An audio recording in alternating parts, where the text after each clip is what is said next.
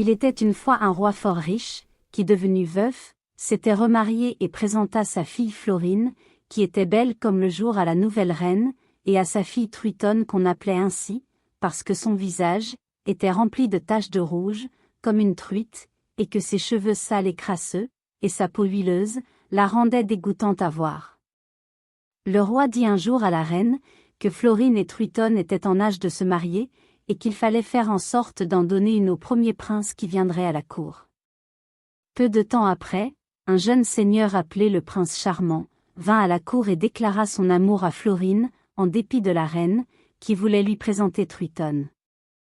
La reine désespérée, et Truitonne inconsolable de n'avoir pas la préférence sur Florine, obligèrent le roi à consentir que pendant le séjour du prince charmant, on enfermerait Florine dans une tour.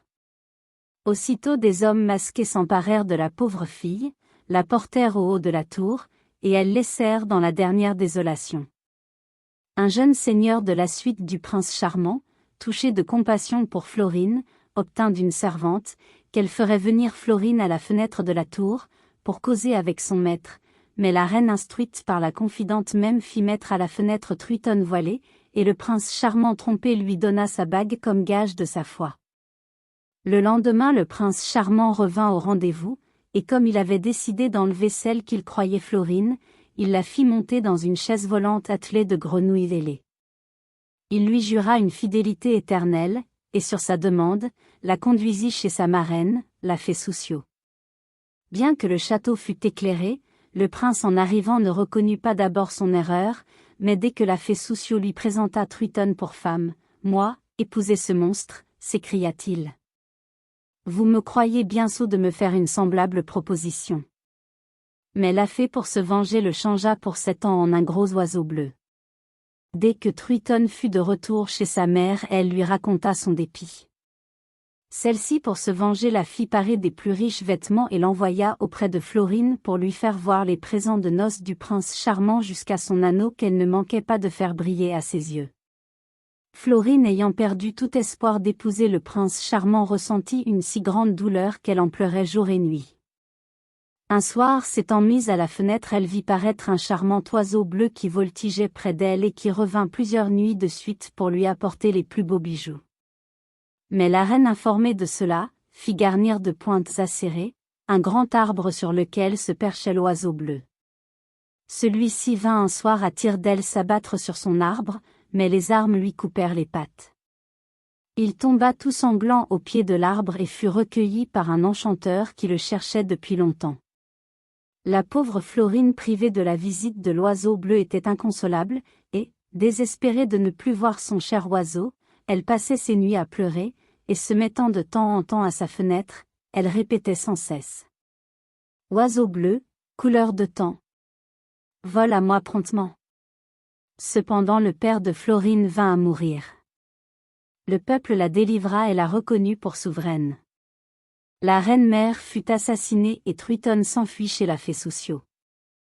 L'enchanteur convint avec elle de conduire Truitonne au prince charmant, et rendit à celui-ci sa première forme à condition qu'il l'épouserait.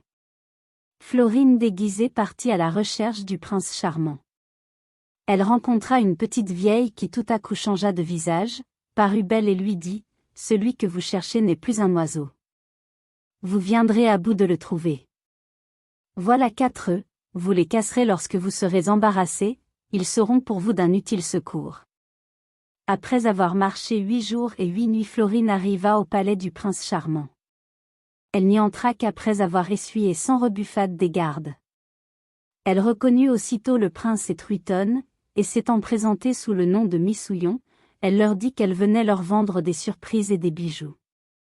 Le lendemain Florine fit sortir d'un œuf une petite voiture qu'elle donna à Truitonne, à condition qu'elle la laisserait coucher dans le cabinet des échos, voisin de la chambre du prince. Un autre jour elle lui donna un pâté, à la même condition. Dès que Truitonne voulut le manger il en sortit des oiseaux qui se mirent à chanter. À la nuit Florine se fit conduire dans le cabinet des échos. Lorsqu'on fut endormi, elle commença ses plaintes de ne pas retrouver le prince charmant.